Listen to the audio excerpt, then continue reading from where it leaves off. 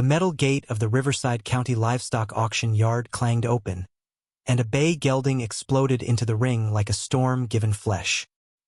His hooves struck sparks against the concrete. His eyes rolled white with rage, and when the handler tried to steady him with the lead rope, the horse reared so violently that grown men in the bleachers flinched backward. Someone in the crowd muttered a prayer. Another laughed nervously and said what everyone was thinking. That animal belongs in a slaughterhouse, not a sale ring. The auctioneer, Buck Harrison, a man who had sold everything from prize bulls to abandoned ponies without breaking his rhythm, hesitated for the first time in 20 years. The horse they called Voltage had already sent 2 handlers to the emergency room and destroyed $3,000 worth of equipment at his previous stable. Before we jump back in, tell us where you're tuning in from, and if this story touches you, make sure you're subscribed, because tomorrow I've saved something extra special for you. He was here because a judge had ordered it. One last chance before the vet arrived with a syringe full of the kind of mercy that ends in silence. Nobody wanted him. Nobody believed he could be saved. Except for a 17-year-old girl standing at the back of the crowd with dirt under her fingernails and her last $200 folded in her jacket pocket. What Riley Bennett did next would leave the entire town of Pinewood speechless. And the journey that followed would prove that sometimes the most broken things hold the strongest hearts. The April wind carried the smell of dust and diesel across the auction yard, cutting through the morning cold with a sharpness that made Riley pull her canvas jacket tighter. She had not planned to come here today. The plan had been to pick up chicken feed at Caldwell's, maybe stop by the library to return Nolan's overdue books, then head back to the Bennett property before Aunt Grace finished her shift at the hospital. Simple errands. Safe errands. The kind that did not require explanations or risk. But then she had seen the signs stapled to every telephone pole along Main Street. Livestock auction. First Saturday of the month. Everything must go. And beneath that, scrawled in marker by someone with shaky handwriting, the word that pulled her off course like a fishhook sunk deep. Dangerous horse, last call. She told herself she was just curious, that she would watch from a distance, stay anonymous in the crowd, then leave before anyone noticed. Riley Bennett had become good at being invisible over the past 2 years. It was easier that way. Easier than answering questions about her parents. Easier than explaining why she lived with an aunt who worked 70-hour weeks just to keep the lights on. Easier than admitting that the only place she had ever felt like herself was in the presence of horses, and those days were long gone. The auction yard sat on the edge of Pinewood, where the high desert stretched wide and empty under a sky so blue it hurt to look at directly. Sagebrush dotted the hills, and the Deschutes River glittered in the distance like a silver thread stitched into the land. Trucks lined the gravel lot, most of them new and clean, owned by ranchers whose boots cost more than Riley's monthly grocery budget. She parked her aunt's battered sedan between a diesel dually and a horse trailer that looked like it had its own insurance policy, then made her way toward the bleachers. The crowd was already thick. Men in pressed shirts and expensive hats leaned against the rails, their voices low and confident. Women clutched bidding paddles and discussed bloodlines with the ease of people who had never worried about whether they could afford hay for the winter. Riley found a spot near the back, half hidden behind a support beam, and watched as the first horses were brought through. A chestnut mare, calm and glossy, sold for $3,000 before the auctioneer even finished his pitch. A pair of sorrels went for twice that. The crowd murmured with approval, hands moving in subtle gestures that Riley had learned to read as a child. These were people who understood value. They could see potential in a stride, in the slope of a shoulder, in the way a horse held its head. They knew what they were looking for, and they had the money to take it home. Then the energy in the room shifted. It happened fast, the way a storm front moves across open ground. Conversations died mid-sentence. Bidding paddles lowered. Someone near the front stood up and moved toward the exit, and Riley felt the temperature in the room drop despite the bodies packed tight in the bleachers.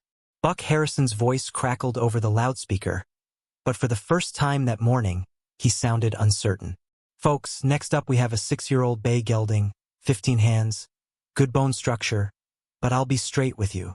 This one's got a history. He paused, and the pause stretched long enough that people started shifting in their seats. The handler brought the horse in, or tried to.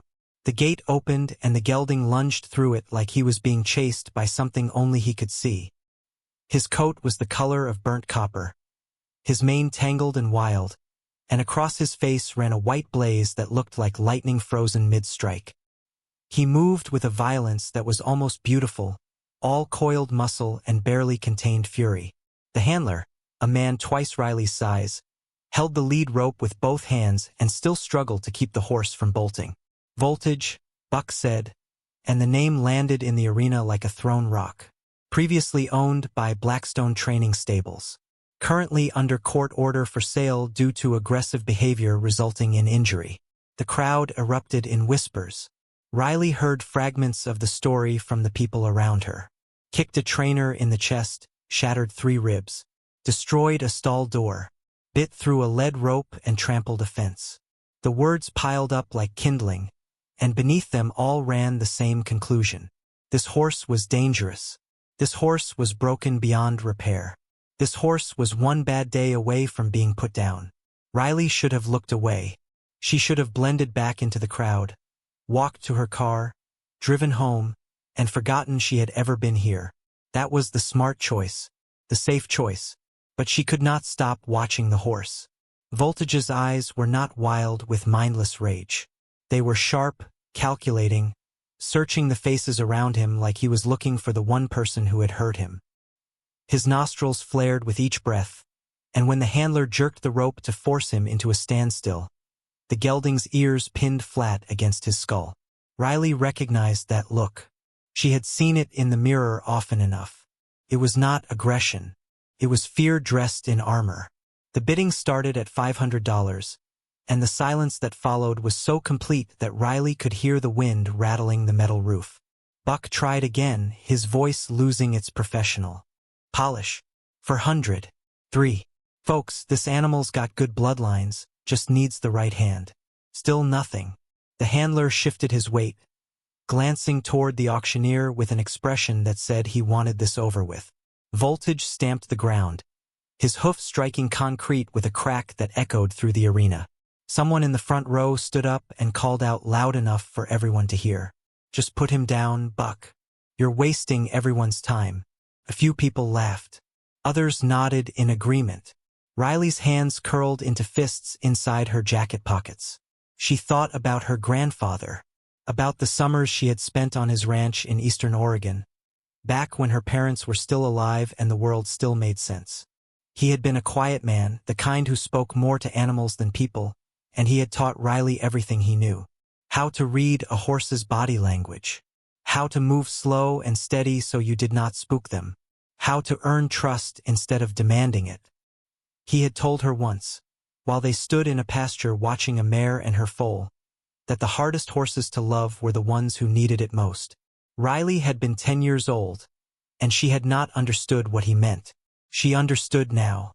Her grandfather was gone. Her parents were gone. The ranch had been sold to pay debts she did not know existed until the lawyers showed up. Everything that had made her feel solid and rooted had been ripped away, and for 2 years she had been drifting, trying to figure out how to be a person in a world that kept taking things from her. But standing in that auction yard, watching a horse that everyone had given up on, she felt something shift. It was not hope exactly. It was smaller than that, more fragile. It was the faint pulse of recognition, the way you feel when you see your own reflection in an... Preparing and narrating this story took us a lot of time. So if you are enjoying it, subscribe to our channel. It means a lot to us. Now back to the story. Unexpected place. Buck Harrison sighed into the microphone. "All right, folks. If there are no bids, we'll move on." The handler started to lead Voltage back toward the gate. The crowd relaxed, already turning their attention to the next lot. Riley's hand moved before her brain could catch up. She pulled the crumpled bills from her pocket, stepped out from behind the beam, and raised her arm. 200, she said. Her voice was not loud, but in the sudden stillness of the arena, it carried. Every head turned. The handler stopped. Buck Harrison squinted toward the back of the bleachers, trying to locate the speaker. Riley stepped into the light, her heart hammering so hard she thought it might crack a rib. The auctioneer stared at her for a long moment, and she could see him doing the math. 17 years old. Worn jeans and scuffed boots. A jacket 2 sizes too big that probably belonged to someone else. Not the kind of person who bought horses at auction. Not the kind of person who should be buying this horse. "You serious, miss?" Buck asked. "Yes, sir," Riley said. The crowd erupted. Laughter rolled through the bleachers, sharp and mocking. Someone near the front said that girl's gonna get herself killed. Another voice, louder, added that's not even enough to cover the paperwork. Riley kept her hand up. Her face burned, but she did not lower her arm. Buck looked toward the handler, who shrugged as if to say it was not his problem. The auctioneer rubbed his face, then leaned into the microphone. $200 going once. The laughter continued, going twice. A man in a black cowboy hat stood up and called out, "Just take the money." Buck. Better than a bullet. The gavel came down.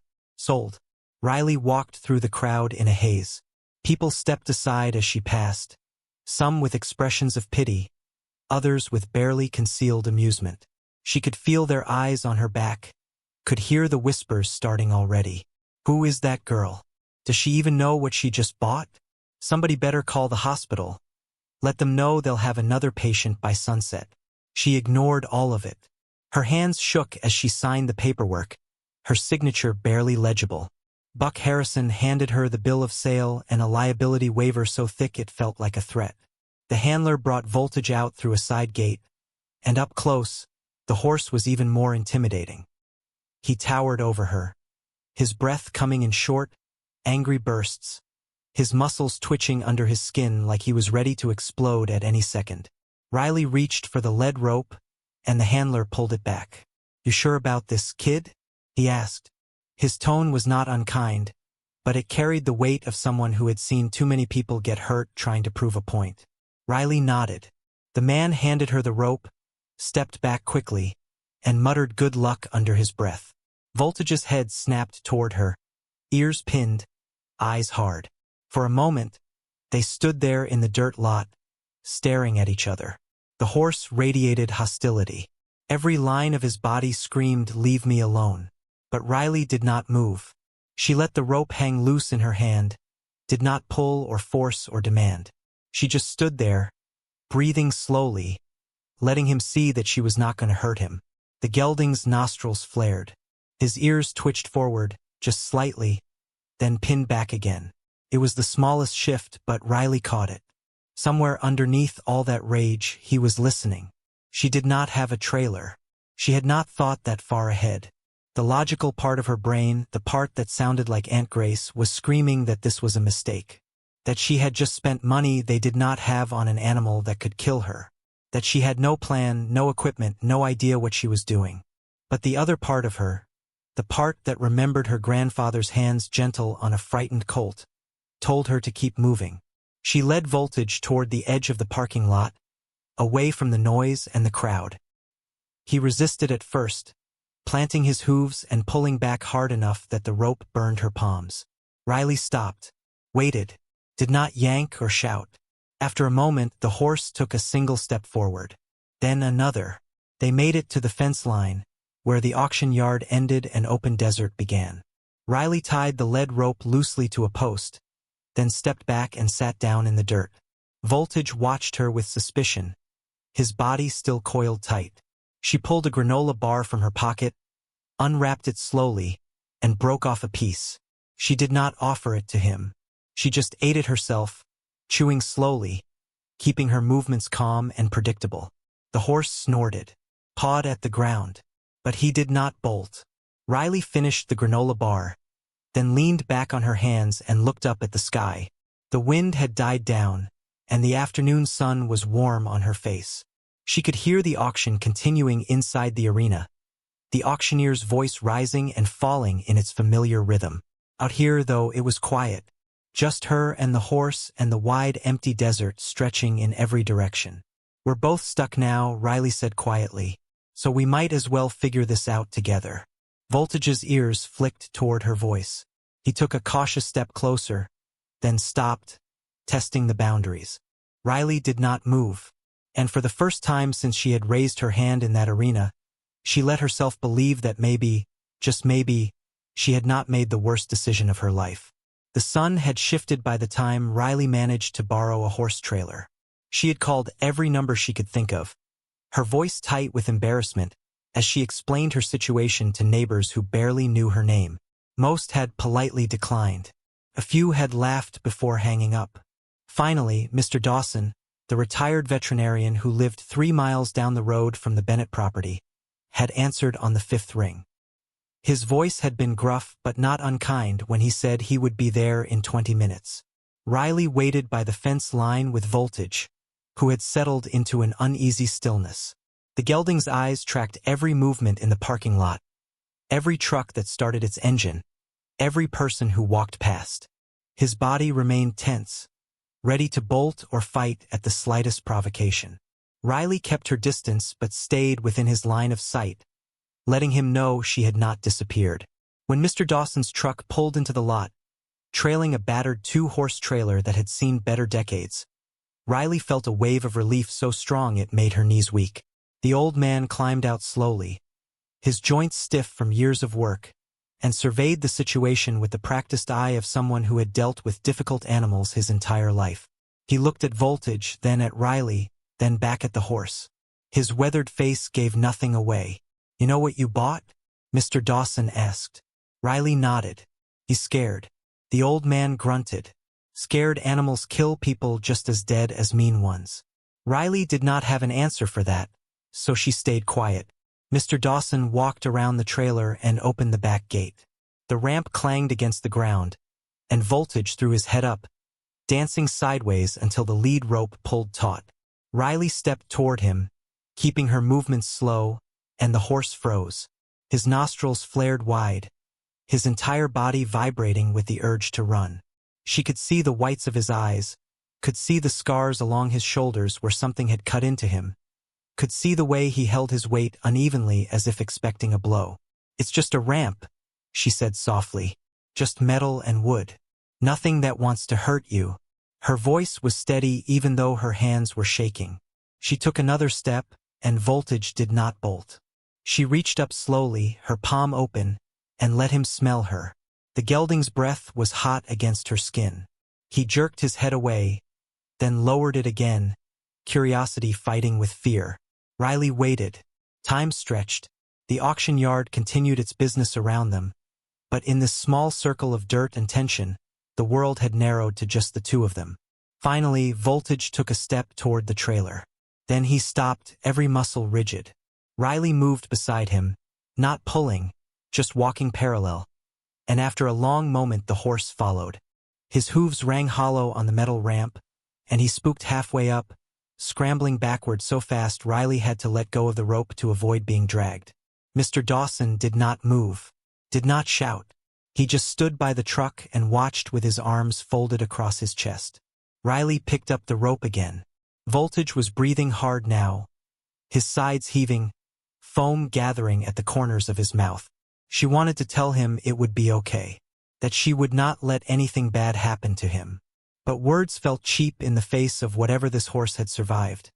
So instead she just stood there and let him see her. Let him decide. Took another 15 minutes, but eventually Voltage walked into the trailer. Riley tied him loosely, her hands moving with the muscle memory her grandfather had taught her years ago. She closed the gate carefully, secured the latch, and stepped back. Her shirt was soaked with sweat despite the cool air, and her arms ached from holding the rope. Mr. Dawson climbed into the truck without a word, and Riley got into the passenger seat. The engine rumbled to life, and they pulled out of the auction yard slowly, the trailer swaying slightly as Voltage shifted his weight. The road back to the Bennett property was rutted and rough, carved through high desert landscape that looked the same for miles. Juniper trees twisted up from rocky soil, and hawks circled overhead in lazy spirals. Riley stared out the window, her reflection faint in the glass, and wondered what Aunt Grace was going to say when she came home to find a dangerous horse in their barn. Mr. Dawson broke the silence first. "Your granddad was a good man." Riley glanced at him, surprised. "You knew him?" The old man nodded. "Treated some of his stock years back. He had a way with animals. Gentle but firm. did not tolerate cruelty. Riley felt something loosen in her chest. She had not talked about her grandfather in a long time. Most people in Pinewood had not known him, and those who did usually just offered empty condolences that made her feel worse. But Mr. Dawson spoke about him like he was still real, still present in the way Riley moved through the world. He would have done the same thing you just did, the old man continued. By the one nobody wanted. His voice was matter of fact, but there was approval buried in it. Riley swallowed hard. I don't know if I can help him. Mr. Dawson shrugged. Maybe you can. Maybe you can't. But at least he'll have a chance. They turned onto the long dirt drive that led to the Bennett property. The house sat low and plain against the landscape, its siding faded to the color of old bones. The barn leaned slightly to the left, its red paint peeling in long strips, and the fencing was a patchwork of chain link and wire that would never hold a determined horse. Riley saw it all through Mr. Dawson's eyes and felt shame crawl up her neck. This was not a place set up for horses. This was barely a place set up for people. But it was what she had. Mr. Dawson backed the trailer up to the barn, the tires crunching over gravel and weeds. He killed the engine and sat for a moment, his hands resting on the steering wheel. You'll need better fencing. And a farrier. That horse's hooves are a mess. Riley nodded. She had no idea how she would pay for any of it, but she nodded anyway. The old man climbed out, and together they opened the trailer. Voltage exploded out before Riley could reach for the rope. He hit the ground running, his hooves throwing up dust, and bolted straight toward the fence line. For a horrible second Riley thought he would crash through it, but he skidded to a stop inches from the wire, spun around and stood there panting, his eyes wild. Mr. Dawson watched him without expression. Give him space. Let him figure out he's not trapped. The old man handed Riley a card with his phone number scrawled on it. Call me if you need anything. And don't do anything stupid. He climbed back into his truck and drove away, leaving Riley alone in the yard with a horse that looked like he wanted to tear the world apart. She walked slowly toward the barn, keeping Voltage in her peripheral vision, and started pulling together what supplies she had. A water trough that had not been used in years. A bag of grain she had bought weeks ago on impulse, back when she still dreamed of saving enough money to buy a Comtrail horse someday.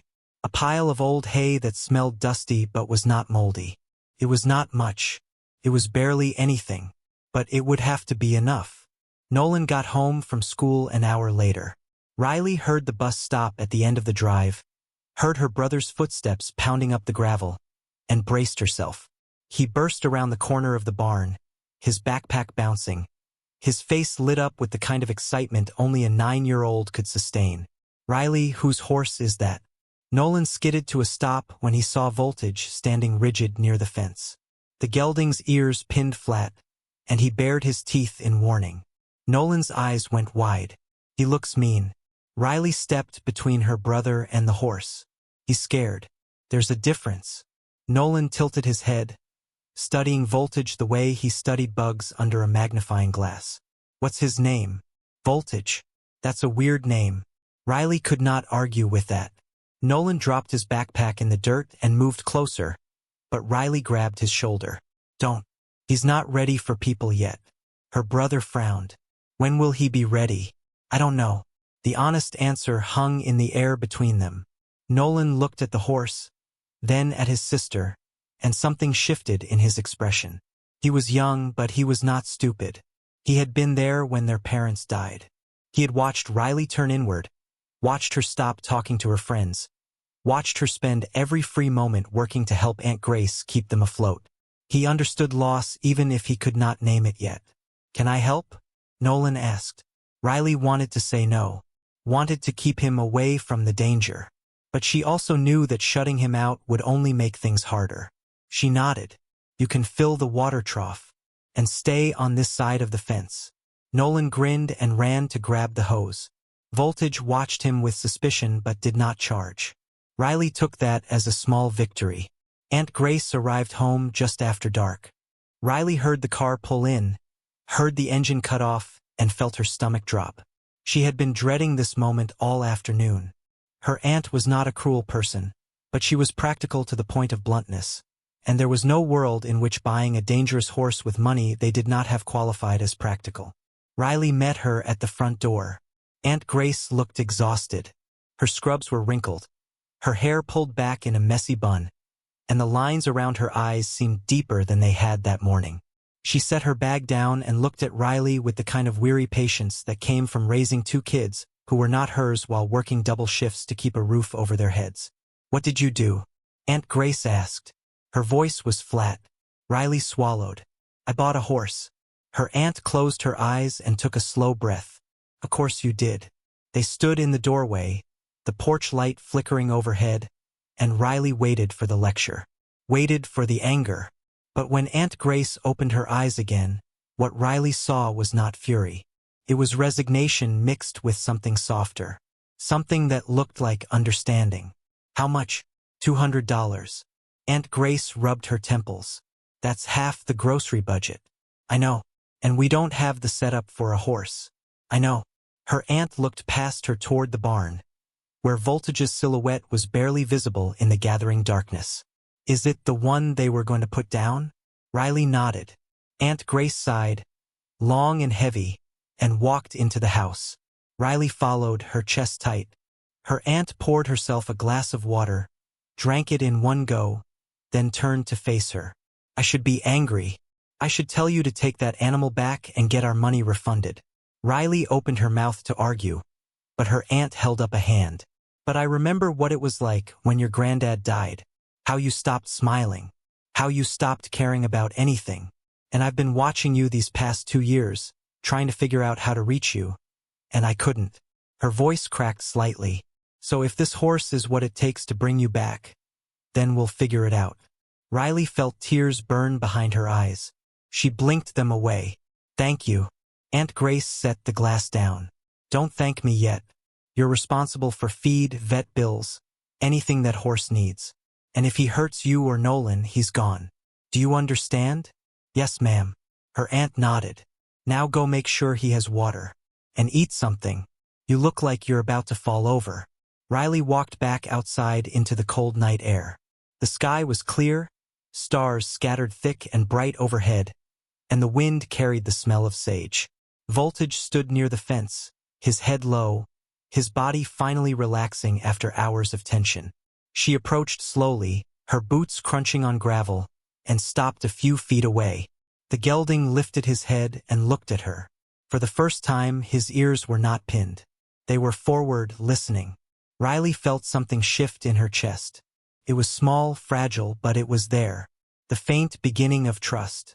She pulled a carrot from her pocket, one she had stolen from the kitchen, and held it out on her flat palm. Voltage did not move. The carrot sat there, bright orange in the starlight, and Riley waited. Time stretched. Her arm started to ache. The cold seeped through her jacket. But she did not lower her hand. Finally, the gelding took a step forward. Then another. He stretched his neck out, nostrils flaring, and his lips brushed her palm as he took the carrot. It was the gentlest thing Riley had felt in 2 years. Voltage chewed slowly, his eyes half closed, and when he finished he did not move away. He just stood there, close enough that Riley could feel the heat coming off his body, close enough that she could see the scars more clearly now. Long white lines across his shoulders. A divot in his neck where something had struck hard.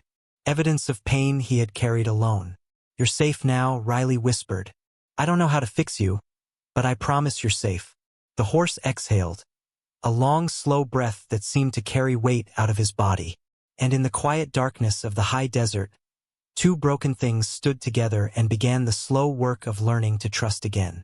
The next morning arrived cold and sharp.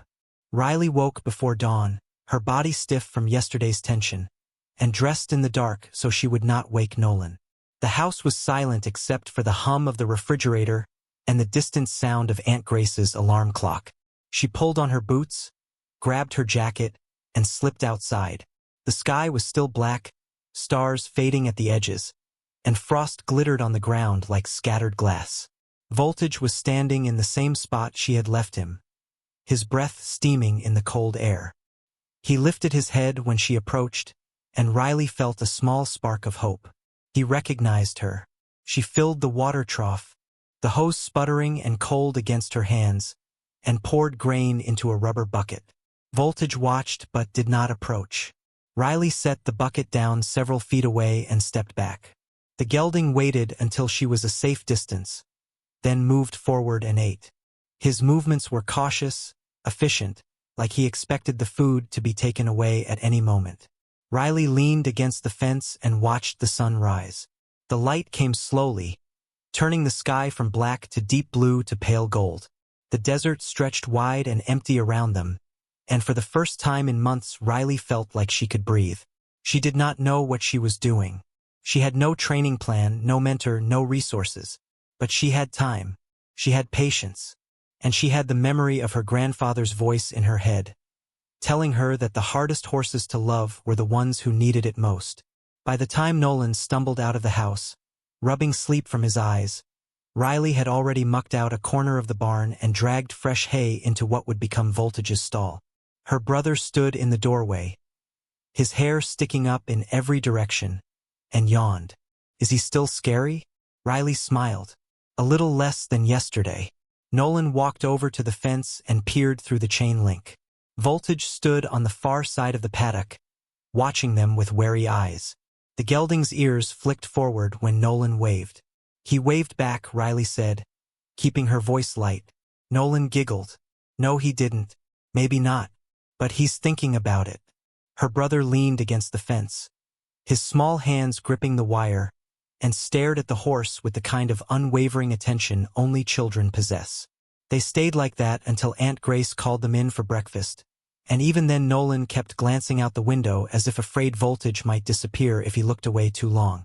Over scrambled eggs and toast, Aunt Grace laid out the rules. Riley would handle all the horse care. Nolan was not allowed in the paddock unsupervised.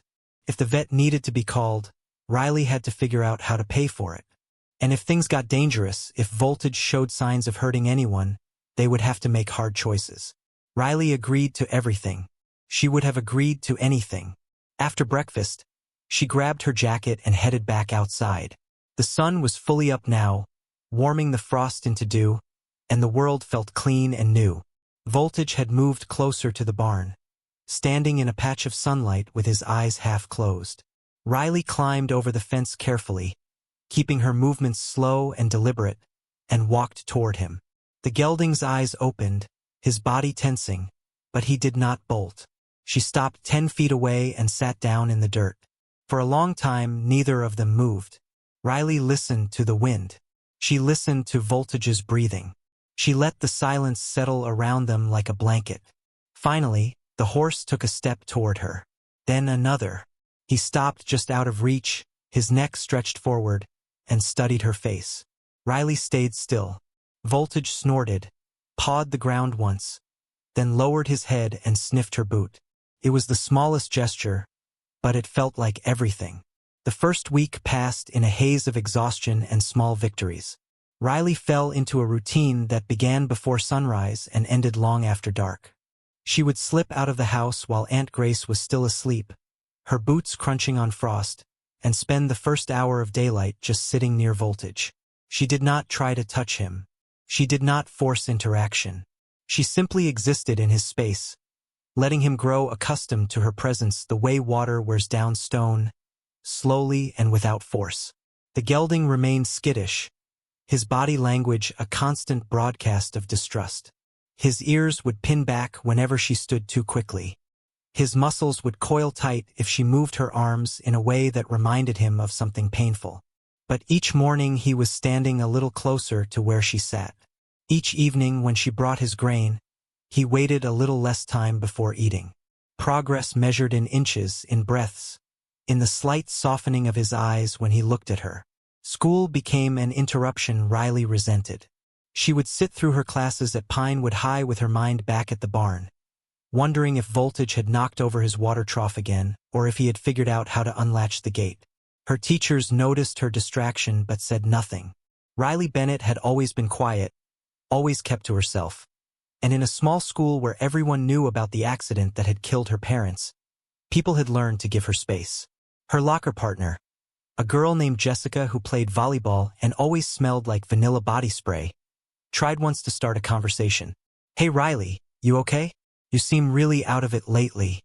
Riley had closed her locker and offered a non-committal smile. "Just tired." Jessica had nodded and walked away, and Riley felt a pang of something that might have been loneliness. She had not had real friends in 2 years. Had not let anyone close enough to qualify. It was easier that way. Easier than explaining the weight she carried. Easier than watching people's faces shift into pity when they remembered who she was and what she had lost. At lunch, Riley sat alone at the far end of the cafeteria and ate the sandwich Aunt Grace had packed. Around her, the noise of teenage life roared and crashed. Gossip about weekend parties, complaints about homework, laughter that seemed too loud and too bright. Riley existed in the middle of it like a stone in a river, the current flowing around her but never quite touching. The afternoon bell rang and Riley was the first one out the door. She drove Aunt Grace's sedan back to the property, the engine rattling in a way that suggested it would not last another winter, and parked near the barn. Voltage was standing at the fence waiting for her. It was the first time he had done that, positioned himself where he could see the driveway, and Riley felt something warm unfold in her chest. She grabbed the grain bucket and walked toward him, moving with the careful deliberation she had practiced all week. The gelding did not retreat. His ears flicked forward, tracking her movement, and when she poured the grain into his feed bucket, he stepped up immediately and began eating. Riley stood nearby, close enough now that she could have reached out and touched him if she dared. She did not. Not yet. But the fact that he would eat with her standing this close felt like a milestone worth celebrating. After he finished, Voltage lifted his head and looked at her directly. His eyes were dark and deep, still holding shadows of whatever he had survived. But there was something else there now. Question maybe, or the beginning of curiosity. Riley pulled a brush from her back pocket, an old curry comb she had found in the barn that had probably belonged to her grandfather decades ago. She held it up slowly, letting Voltage see it, and his nostrils flared. He took a step back. Riley did not follow. She just stood there with the brush in her hand, waiting. The gelding watched her for a long moment, his body tense, then took a cautious step forward. Riley stayed motionless. Voltage stretched his neck out and sniffed the brush. His whiskers tickled her palm, and she felt his breath warm against her skin. Then he pulled back, snorted, and walked away to the far side of the paddock. It was not acceptance, but it was not outright rejection either. Riley tucked the brush back into her pocket and smiled. That evening, Nolan helped her reinforce the fence line. Her brother was small for his age, all knobby knees and elbows, but he worked with the kind of fierce determination that reminded Riley of their father. He held the wire steady while she hammered staples, his face screwed up in concentration, and did not complain even when his hands got scratched. They worked until the sun dropped below the hills and the temperature plummeted. When they finally went inside, Aunt Grace had dinner waiting. Spaghetti with Jared sauce, garlic bread, and a salad that was mostly iceberg lettuce. It was not fancy, but it was hot and filling, and they ate together at the small kitchen table with the television murmuring in the background. Aunt Grace looked tired. She always looked tired these days. But when Nolan started telling her about how Voltage had almost eaten a carrot from Riley's hand, Grace listened with genuine interest. She asked questions. She nodded at the right moments. And when Nolan finally paused to take a breath, she looked at Riley and said, "You're doing good with him." Riley felt her throat tighten. "Thank you. Just don't let your grades slip." "I won't." Her aunt reached across the table and squeezed her hand once, quick and firm, then stood to clear the plates.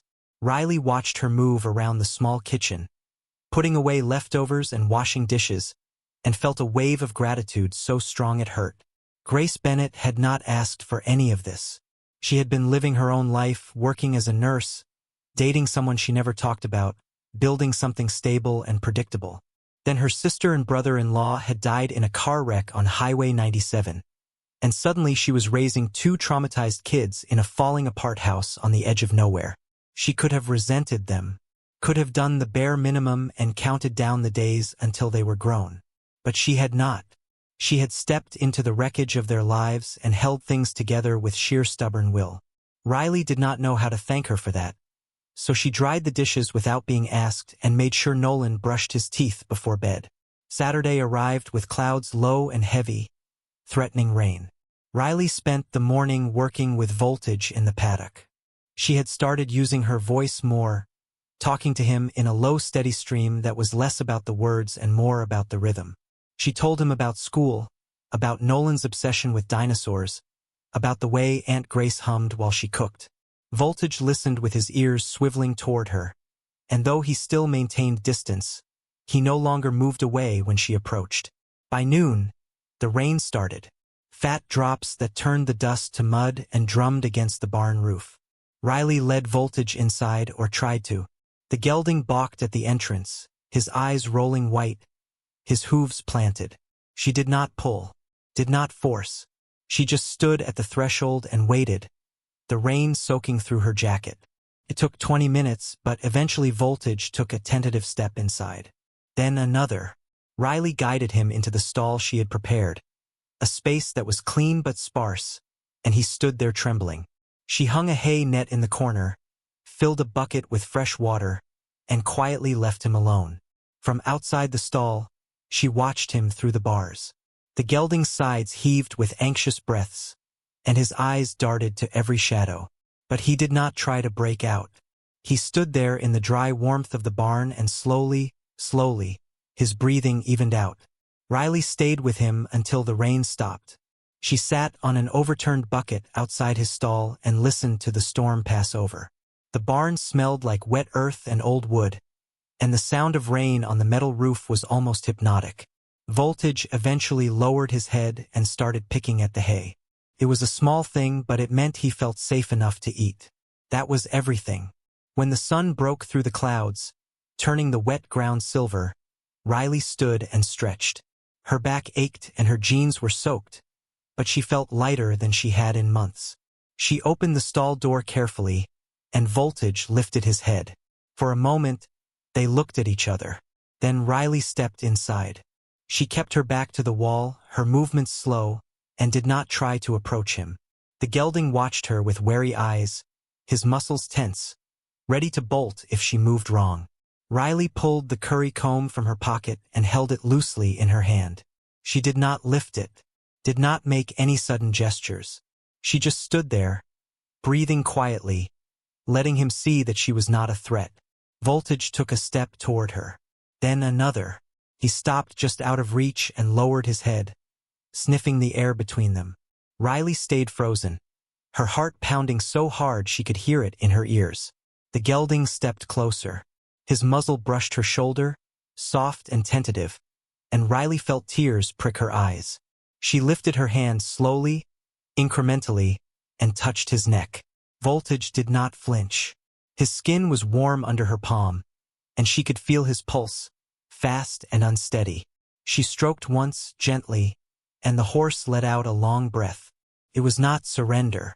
It was not trust, not yet. But it was permission, and that was enough. By the time Riley left the barn, the sun was setting and her stomach was growling. She walked back to the house to find Nolan on the porch with a sketchbook, drawing careful pictures of Voltage with crayons that were worn down to nubs. He looked up when she approached. "Did he let you touch him?" Riley nodded. Nolan's face split into a grin. "That's so cool. Can I touch him too?" "Not yet, but soon." Her brother went back to his drawing, his tongue poking out in concentration, and Riley sat down beside him. They stayed there until Aunt Grace called them in for dinner, watching the last light drain from the sky.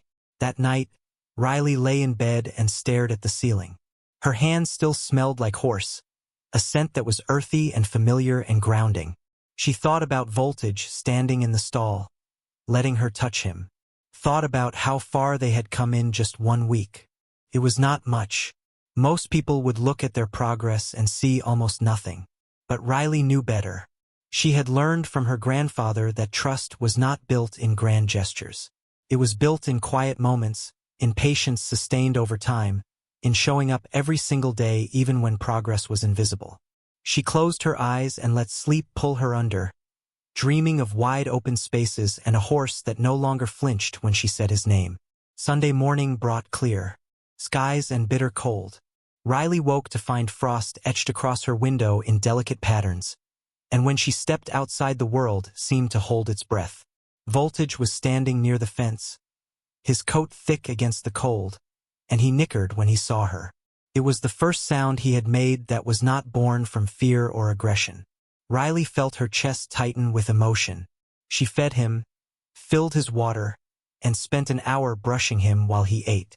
The curry comb moved in slow circles over his neck and shoulders, loosening dirt and dead hair, and Voltage leaned into the pressure. His eyes half closed, his breathing deepened, and for those moments he looked almost peaceful. Riley worked carefully around the scars, her fingers tracing the evidence of old pain. She wondered who had hurt him, wondered what kind of person could take an animal's trust and break it so completely.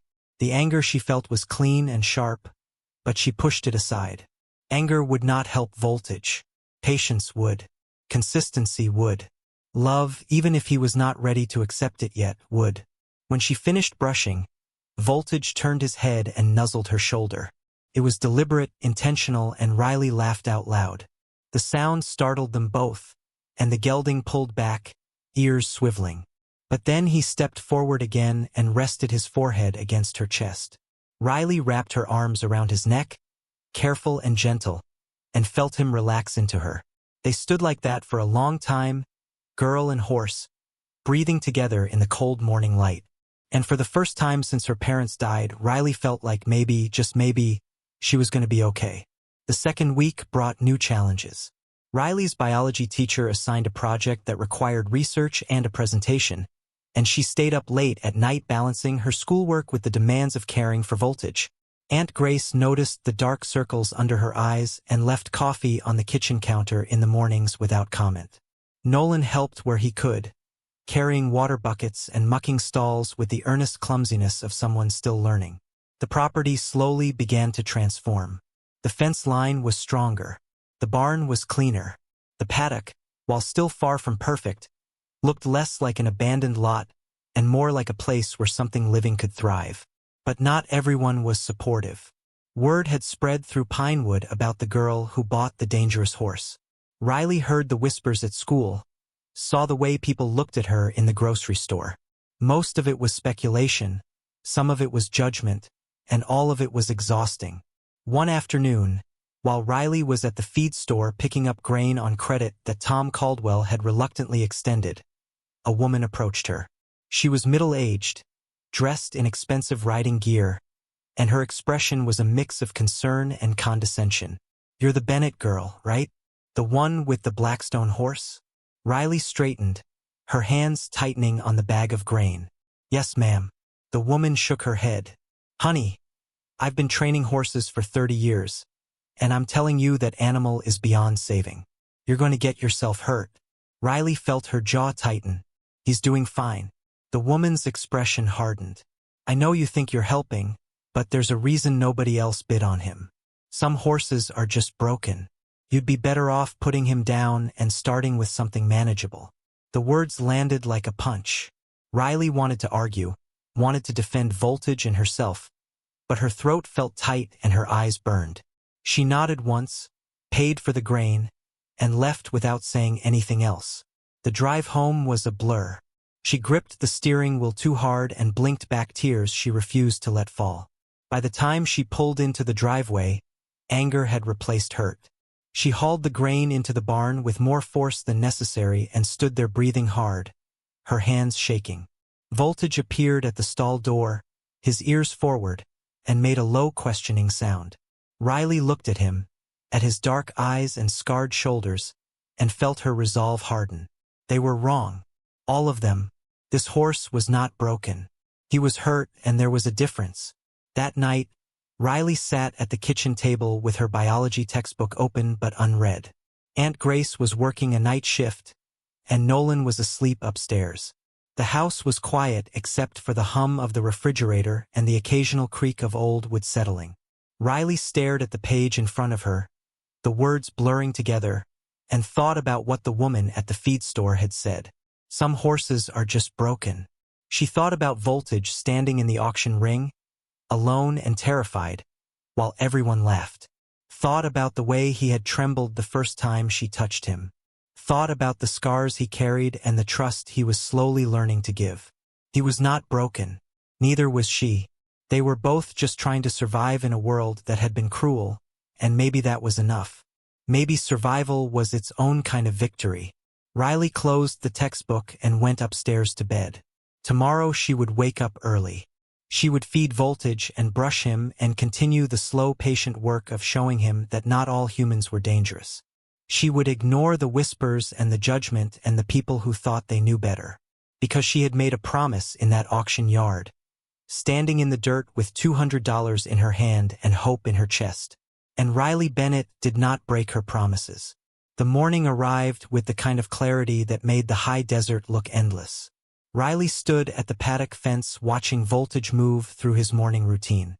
The gelding had developed patterns over the past 3 weeks, small rituals that spoke to his growing comfort.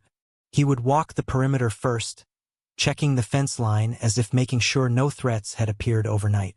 Then he would visit his water trough, drink deeply, and finally approach the gate where Riley always waited with his breakfast. This morning, he walked directly to her without the preliminary inspection. His ears were forward, his gait relaxed, and when he reached the fence he pressed his muzzle against her outstretched hand. Riley felt the familiar surge of gratitude mixed with disbelief. 3 weeks ago this horse would have sooner trampled her than sought her touch. Now he greeted her like she was something he had been waiting for. The transformation had not gone unnoticed. Mr. Dawson had stopped by twice to check on Voltage's progress, his weathered face impassive as he watched Riley work. He never offered much commentary, just grunted approval when she demonstrated how Voltage now tolerated the hoof pick, how he stood quietly while she examined the scars along his shoulders, how he would follow her around the paddock without a lead rope. On his second visit, the old veterinarian had pulled a card from his shirt pocket and handed it to Riley. "There's a woman up in Bend who does equine therapy work, used to train problem horses for the Bureau of Land Management. She might have some insights." Riley had tucked the card away, uncertain if she needed help or if asking for it would somehow diminish what she and Voltage were building together. She had not called yet. The number sat in her wallet like a possibility she was not ready to examine.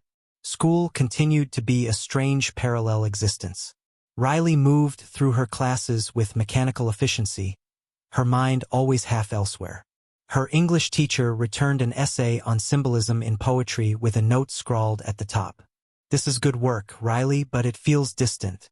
Try connecting more personally to the material." Riley had stared at the comment for a long time. Personal connection felt like a luxury she could not afford. Everything personal led back to grief, and grief was a door she kept firmly closed during school hours. At lunch, Jessica approached her table again. She had been doing that more often lately, appearing with her tray and sitting down without asking permission.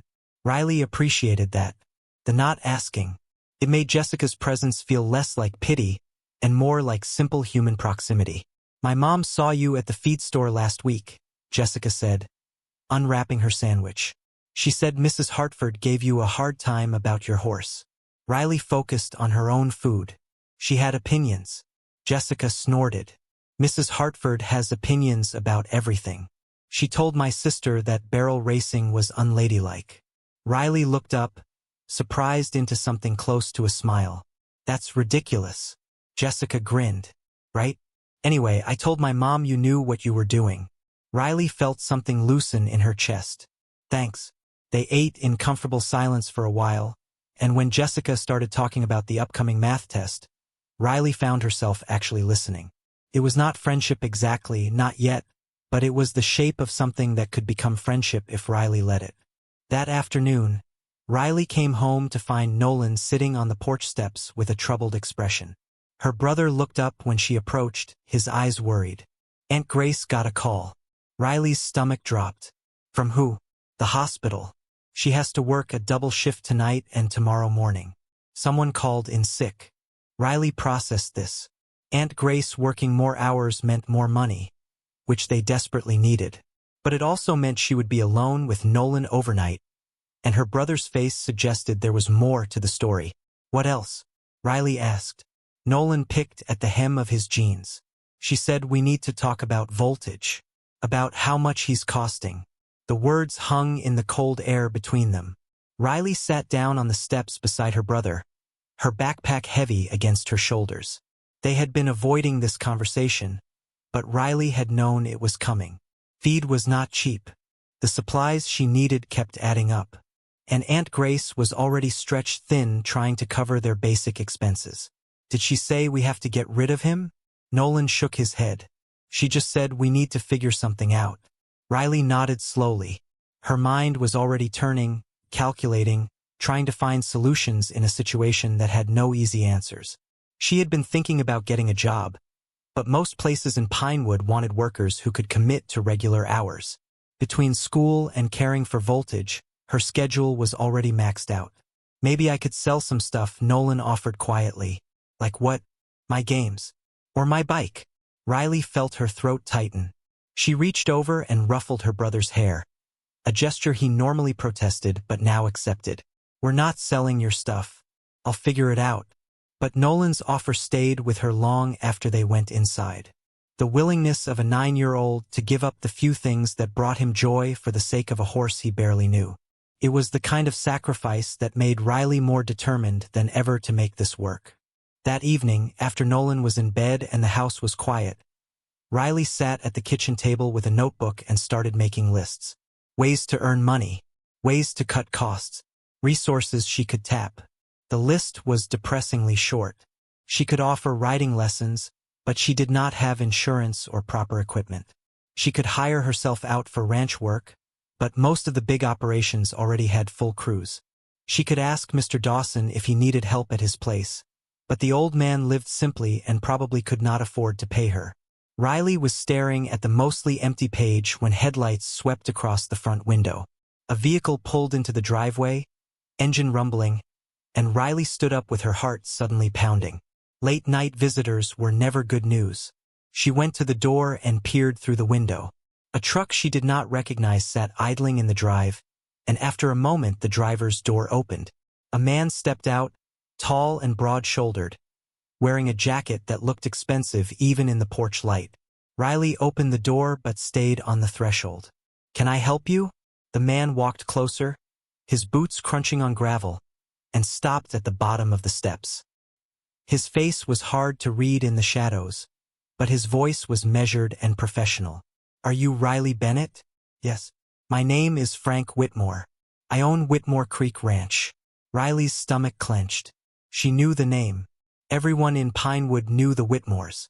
They were old money, old land, the kind of family that had been here since before Oregon was a state. And their son Garrett was the closest thing Riley had to an enemy, though they had never actually spoken. Frank Whitmore climbed the steps slowly, stopping when he was close enough that Riley could see his face clearly. He was maybe 50, with the kind of tan that came from actual outdoor work rather than leisure. His eyes were sharp but not unkind. "I heard you bought the Blackstone horse." Riley crossed her arms. "Word travels fast. In a town like this, always." He glanced toward the barn, though it was too dark to see much. "I came to make you an offer." Riley's defenses went up immediately. "I'm not selling him." Frank held up a hand. "Hear me out. That horse has a reputation. Dangerous. Unpredictable. But I've also heard you've been working with him, and from what people say, you've made progress." Riley said nothing, waiting. "I need someone to help with my horses. Basic care, feeding, some light training work. 20 hours a week, $15 an hour. You interested?" The offer hung in the air between them. Riley's mind raced, doing the math. 20 hours at $15 was $300 a week. More than enough to cover Voltage's feed and care. More than enough to ease the pressure on Aunt Grace. But working for the Whitmores meant working alongside Garrett, and every instinct told her that was a bad idea. "Why me?" Riley asked. Frank studied her for a moment. "Because my son needs to learn that people who work hard deserve respect, and you strike me as someone who works harder than most. Also, I like the idea of giving that horse a second chance, and you're gonna need money to do it right. Riley wanted to refuse. Wanted to tell Frank Whitmore that she did not need his charity or his lessons for his entitled son. But the truth was she did need the money, desperately, and turning down this opportunity would be pride getting in the way of survival. When would I start? Monday after school. 3 to 6. Monday through Thursday. 8 hours on Saturday.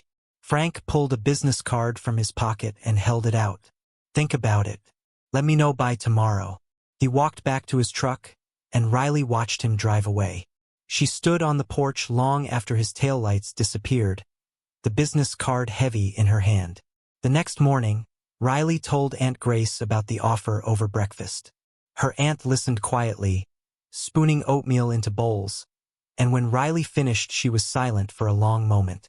That's good money, Grace finally said. But working for the Whitmores is complicated. They have expectations. Riley nodded. I know. Her aunt set a bowl in front of her. You'll have to decide if you can meet those expectations and still take care of Voltage. And yourself. And school. Riley picked up her spoon, knowing her aunt was right. The workload would be brutal. School, the Whitmore ranch, and Voltage would consume every waking hour. But what choice did she have?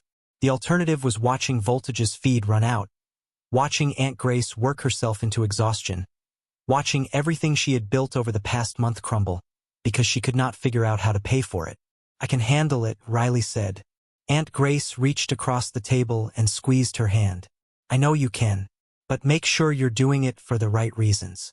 Not because you think you have to carry everything alone. The words hit harder than Riley expected. She nodded, not trusting her voice, and they finished breakfast in silence. By the time Riley left for school, she had made her decision.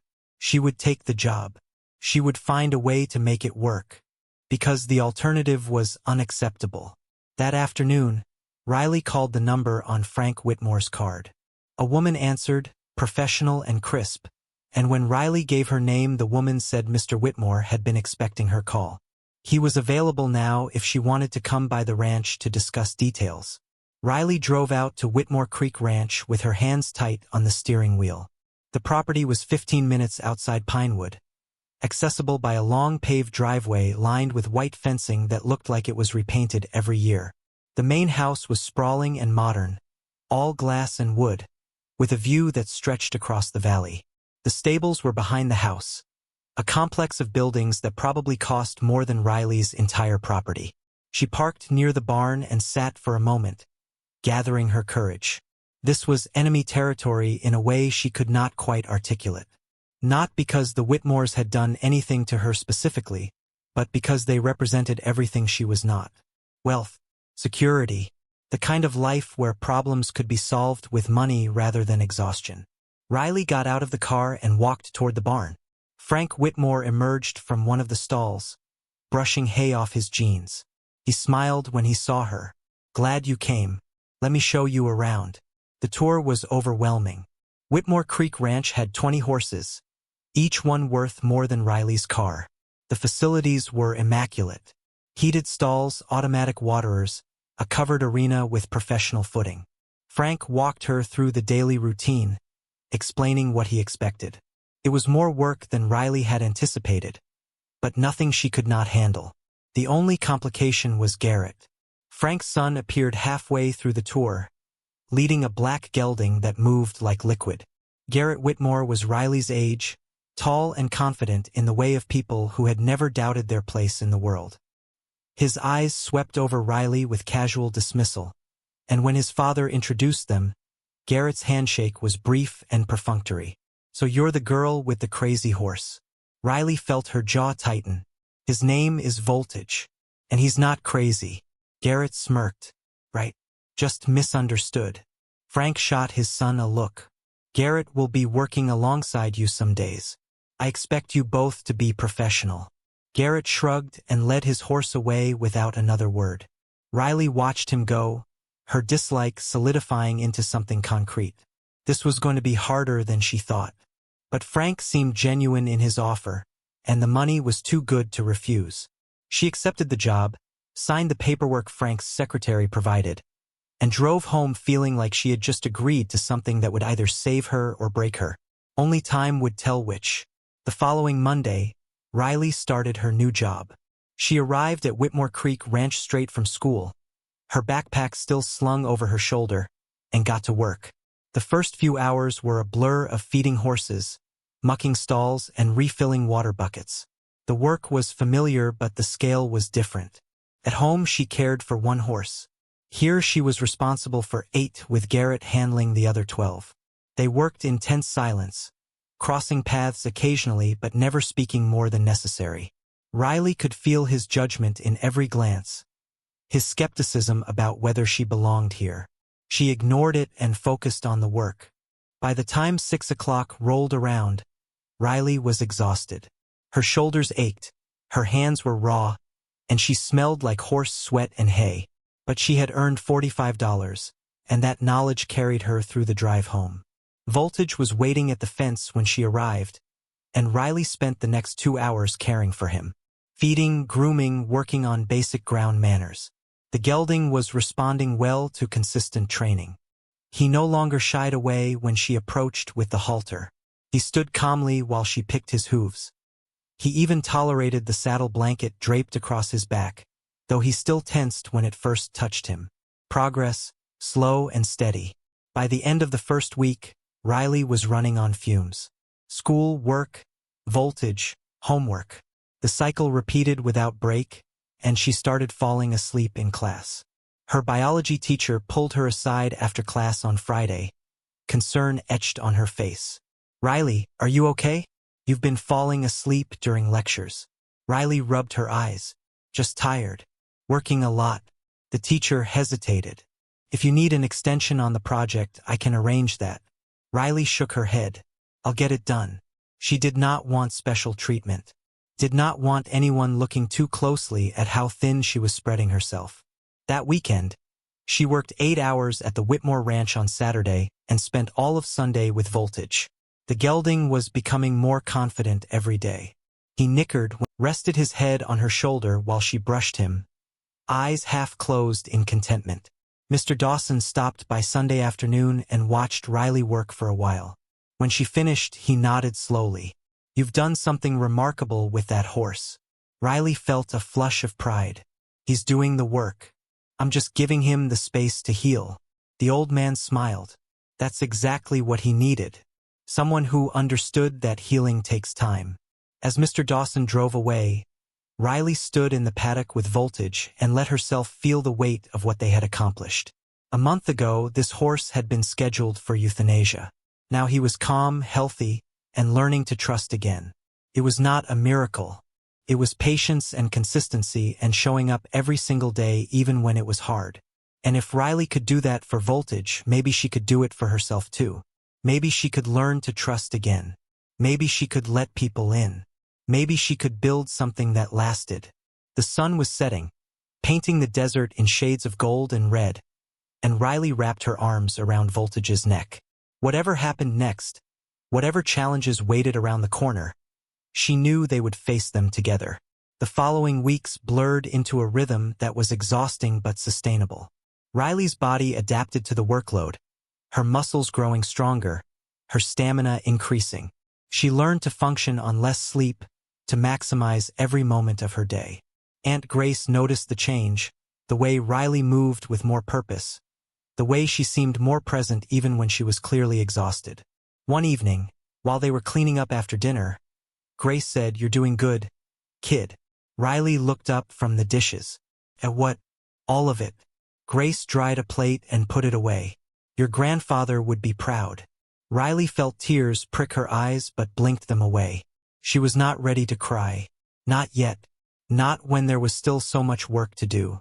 At school, Jessica had become a genuine friend.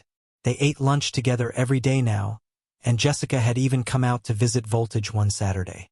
She had been nervous around the big gelding, but Voltage had been gentle with her, letting her stroke his nose while Riley held his lead rope.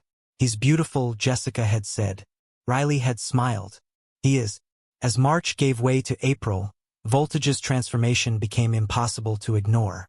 The gelding had filled out, his coat gleaming with health, his eyes bright and alert. He moved with confidence now, no longer the trembling wreck from the auction. And he trusted Riley completely. She could walk up to him in the paddock and he would immediately come to her. She could groom him, pick his hooves, drape blankets over his back, all without resistance. The only thing left was riding. Riley had been avoiding it, unsure if Voltage was ready, unsure if she was ready. But one Saturday afternoon, she decided it was time to find out. She saddled Voltage slowly, giving him time to adjust to each piece of tack.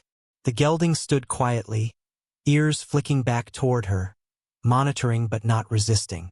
When the saddle was secured and the girth tightened, Riley led him to the center of the paddock. Her heart was pounding.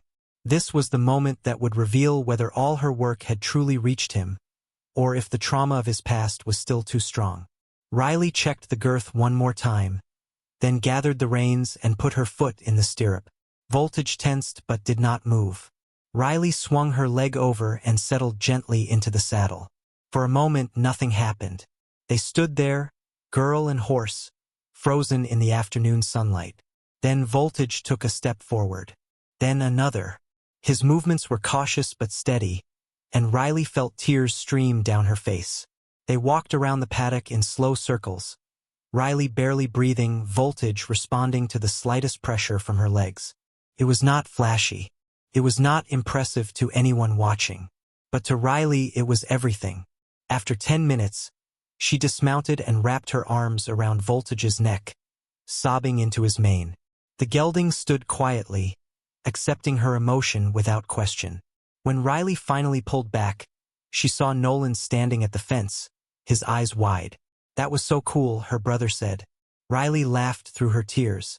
"Yeah, it really was." The next few weeks, Riley rode Voltage regularly. Short sessions, nothing strenuous, just building his confidence and reinforcing their bond. The gelding took to it easily, as if some part of him remembered what it was like to carry a rider who was not cruel.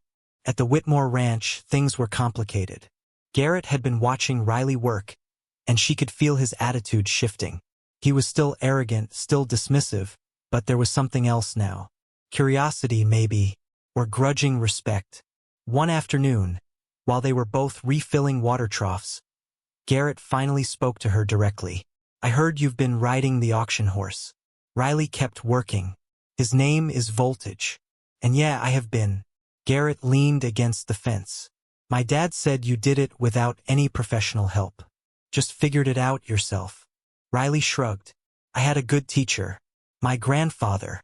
Garrett was quiet for a moment. "That's impressive. Most people would have given up." Riley looked at him directly. Most people didn't have a reason not to. The conversation ended there, but something had shifted.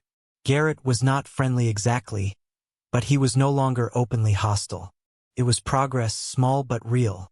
By early May, Riley had saved enough money to buy proper tack for Voltage. A good saddle, a bridle that fit correctly, leg wraps for protection. She also called the number Mr. Dawson had given her, the equine therapist in Bend. The woman, whose name was Patricia, agreed to come down and evaluate Voltage. She arrived on a Saturday morning, driving a truck that had seen a lot of miles. Patricia was in her 60s, with gray hair pulled back in a practical braid and hands that showed decades of work. She watched Riley ride Voltage for 30 minutes, saying nothing, her eyes missing nothing. When Riley dismounted, Patricia walked over and ran her hands along Voltage's legs, checking his conformation, his muscle development, the way he held himself. Finally, she straightened and looked at Riley. "This horse should have been ruined." Riley nodded. "I know, but he's not, because you didn't treat him like he was broken." Patricia smiled. "You have a gift, Riley, not just with horses, with understanding trauma and how to heal it." She handed Riley her card. "If you ever want to learn more, formally, give me a call. I run a program for at-risk horses. Could use someone like you." Riley took the card, feeling something open up in her chest. A future she had not let herself imagine. A path forward that was not just survival but purpose. "Thank you," she said. Patricia climbed back into her truck. "That horse is lucky he found you." But I think you're lucky you found him too. As Patricia drove away, Riley stood with Voltage and thought about luck. About how sometimes the things that seem like mistakes turn out to be exactly what you needed. About how brokenness, whether in a horse or a person, does not mean worthless. It just means there is work to do. And Riley Bennett had never been afraid of work. Summer arrived with heat that shimmered off the high desert. School ended, and Riley picked up more hours at the Whitmore Ranch. Her relationship with Garrett had evolved into something almost resembling friendship. He no longer made snide comments about Voltage. In fact, he had asked to see Riley ride him, and when she agreed, Garrett had watched with genuine interest. "Your seat is really good," he said afterward. "Have you thought about competing?" Riley shook her head. "He's not ready for that. Maybe never will be." Garrett tilted his head. "Or maybe you're not ready." Riley did not have an answer for that, but his words stayed with her. The truth was, she had been thinking about competition. Not for glory or prizes, but to prove something. To show everyone who had laughed at the auction that they had been wrong. That Voltage was worth saving. That she had been right to believe in him. In late June, Frank Whitmore approached Riley with an idea. "There's a local showcase at the fairgrounds in September. Nothing serious, just community members showing their horses.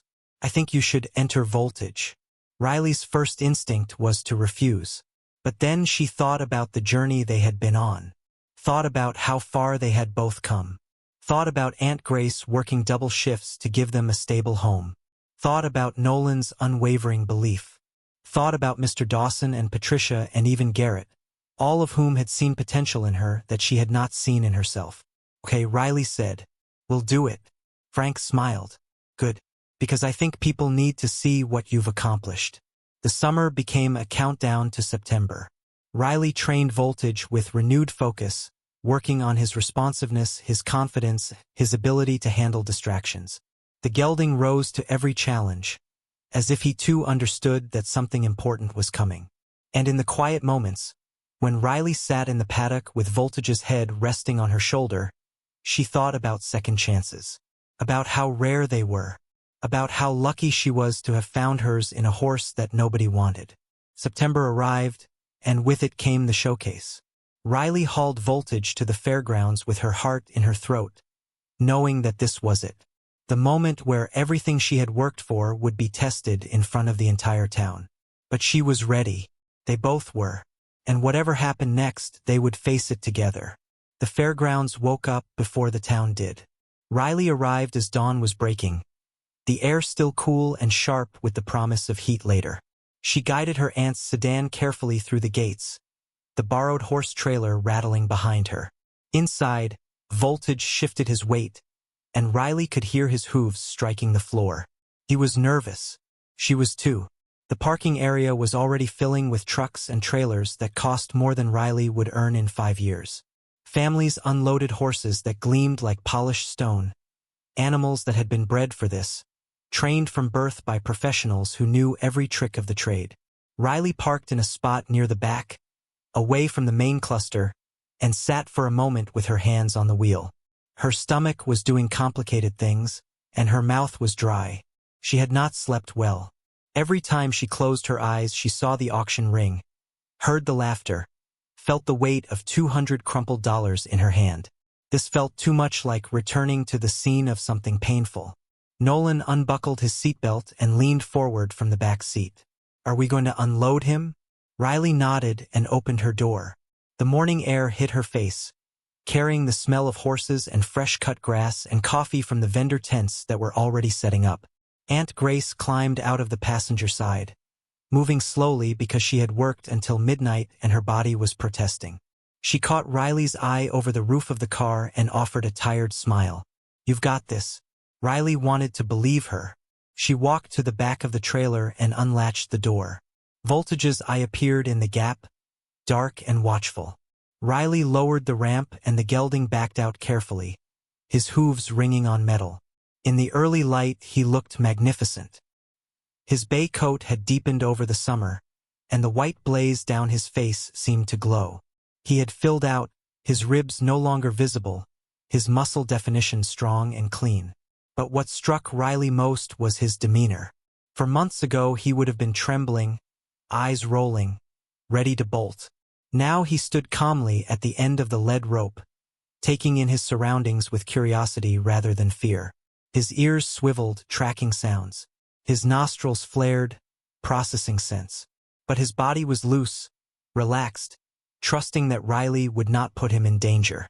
A family walked past with a gleaming chestnut mare, the kind of horse that probably had a pedigree longer than Riley's arm. The mother glanced at Voltage and did a double take. "Is that the Blackstone horse?" Riley stiffened but kept her voice level. "His name is Voltage." The woman's expression shifted through several emotions. Surprise, curiosity, something that might have been respect. "I heard someone bought him. Didn't think anyone could do anything with him." Riley did not respond. She focused on Voltage, running her hand down his neck in slow strokes. The woman lingered for another moment, then moved on, and Riley released a breath she had not known she was holding. Nolan appeared at her elbow with a brush and a nervous grin. "Want me to help get him ready?"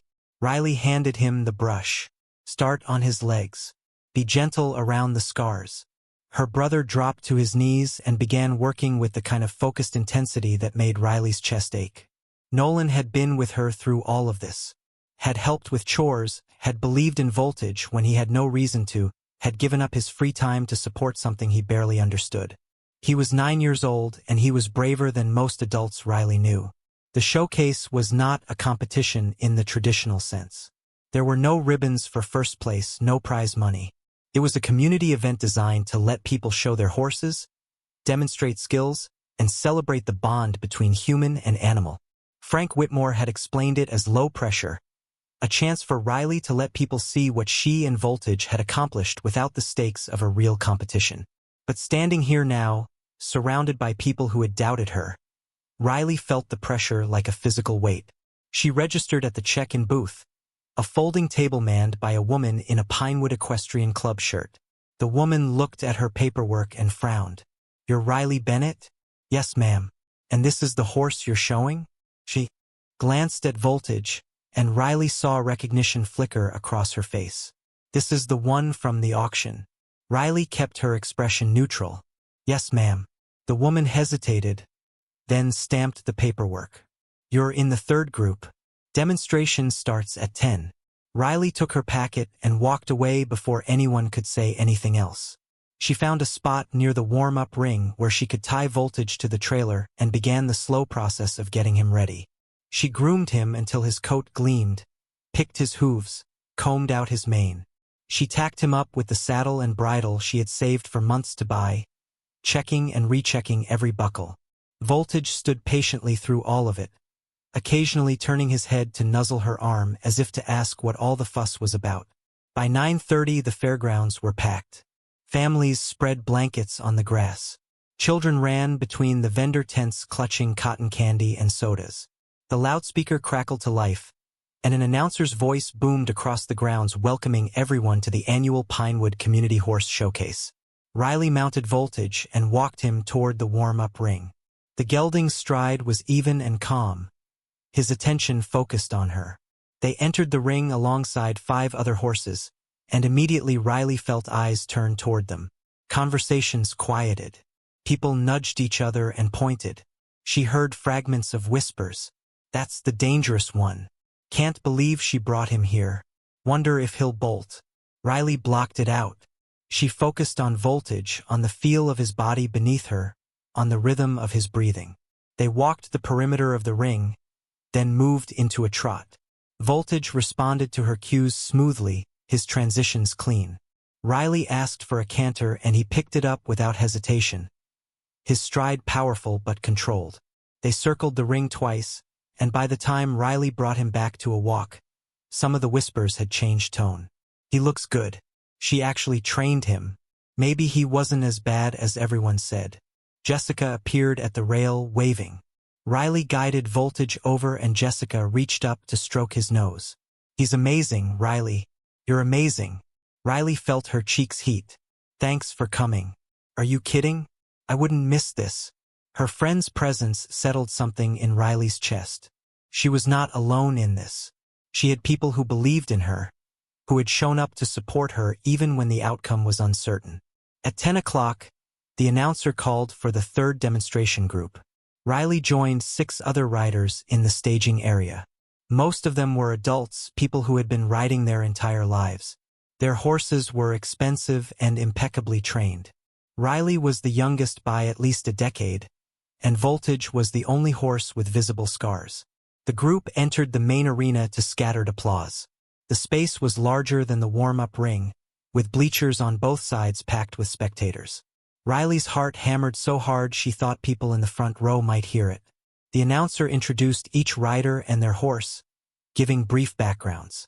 When he reached Riley, his voice shifted slightly. And our final rider is Riley Bennett on Voltage, a 6-year-old bay gelding. For those who don't know the story, this horse was purchased at auction 4 months ago and was considered unadoptable due to behavioral issues. What you're about to see is a testament to patience, dedication, and the belief that no animal is beyond saving. The crowd stirred. Riley heard murmurs of surprise, skepticism, interest. She sat deep in the saddle and felt Voltage tense beneath her. He could sense her nervousness, could feel the energy of the crowd pressing in. Riley took a slow breath and placed her hand on his neck. "We're okay, boy. Just you and me." The demonstration began with basic maneuvers. Walk, trot, canter, transitions between gaits. Riley and Voltage moved through them smoothly, his responses quick and accurate. Around her, the other riders performed with polished perfection, but Riley was not trying to compete with them. She was simply showing what Voltage could do, proving that the horse everyone had written off was capable of trust, of partnership, of beauty. The second part of the demonstration involved obstacles. Poles on the ground, cones to weave through, a small jump, a tarp stretched on the ground that horses had to cross. This was where things could go wrong. Voltage had never seen some of these obstacles. Riley felt her anxiety spike, but she pushed it down and focused on communicating clearly with her horse. They approached the poles first. Voltage eyed them warily but stepped over each one without breaking stride. The cones were next, and Riley guided him through the weaving pattern with leg pressure and slight rein cues. He responded beautifully, his body bending through each turn. The jump was low, barely 2 feet, but it was still a jump. Riley felt Voltage hesitate as they approached, his stride shortening. She gave him a gentle squeeze with her legs and leaned forward slightly, trusting him to figure it out. Voltage gathered himself and leapt, clearing the rail with room to spare. The landing was rough, he stumbled slightly, but he recovered quickly and continued forward. Applause rippled through the crowd. Riley's chest loosened slightly. The final obstacle was the tarp. It lay on the ground like a blue lake, crinkling in the breeze. Several horses in their group had refused to cross it, their riders having to guide them around. Riley knew this would be Voltage's biggest test. Tarps were unpredictable, noisy, visually confusing.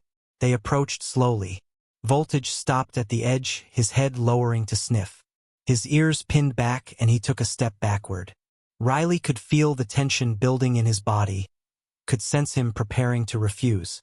The crowd went silent, watching. Riley did not force him. She sat quietly and waited, giving him time to process. Voltage pawed at the tarp with one hoof, testing it. The plastic crackled and he spooked sideways, but Riley kept her seat and her hands soft on the reins. "Easy," she murmured. "You can do this. I'm right here." Voltage's ears flicked toward her voice. He lowered his head again, sniffed, and then, with a suddenness that surprised Riley, he stepped onto the tarp. Then another step, and another. He walked across it with careful deliberation, his hooves making soft crunching sounds, and when he reached the other side he lifted his head and snorted as if to say that was not so bad. The applause this time was louder, more sustained. Riley heard cheers mixed in with the clapping, and she felt tears prick her eyes.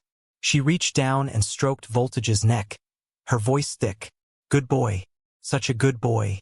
The demonstration ended and the riders filed out of the arena. Riley dismounted near the staging area, her legs shaky from adrenaline. Aunt Grace and Nolan rushed over, both talking at once.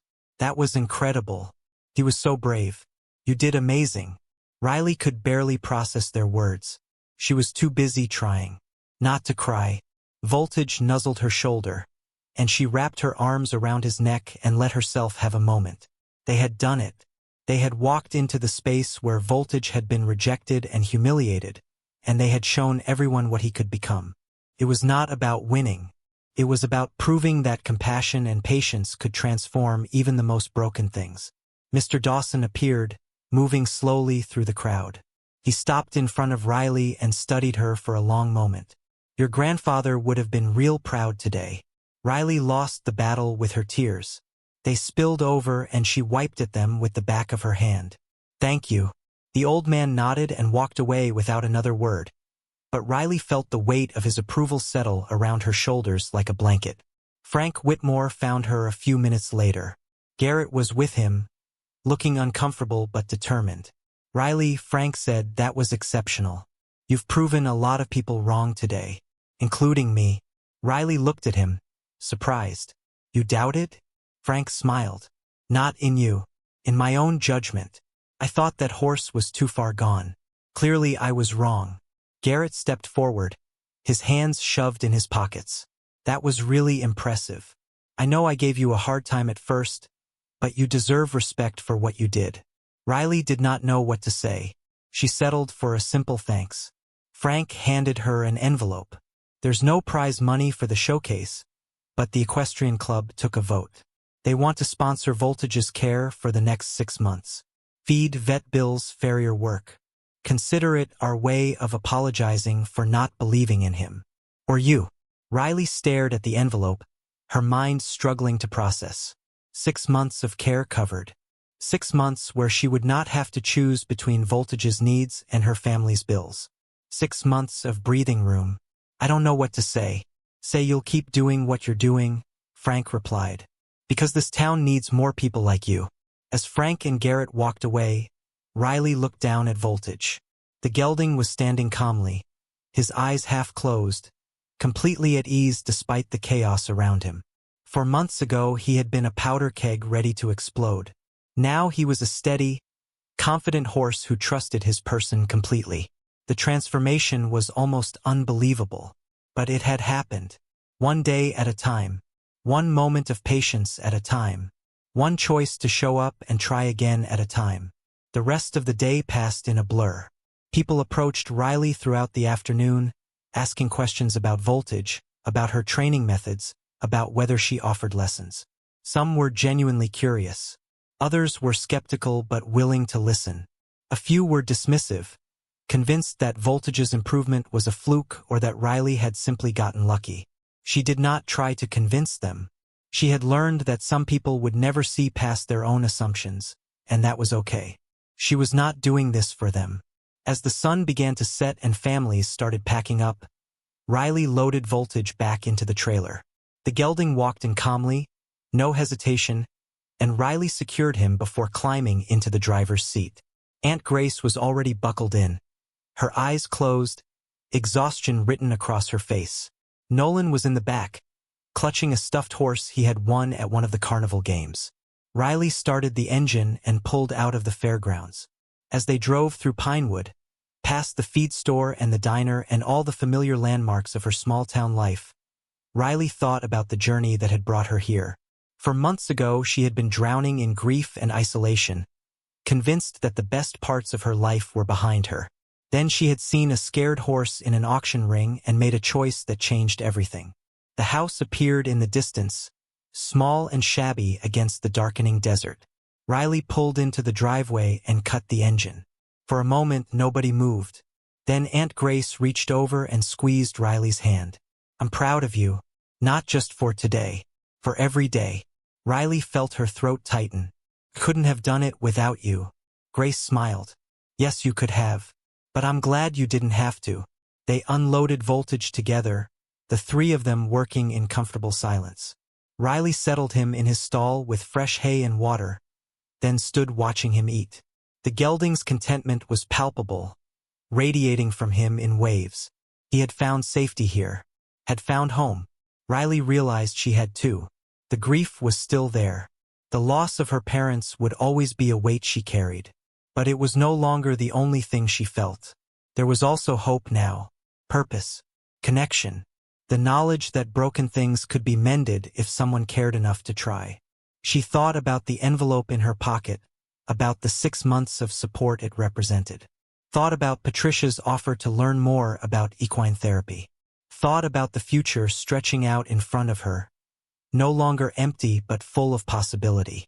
That night, after dinner and after Nolan had gone to bed, Riley sat on the porch steps and looked up at the stars.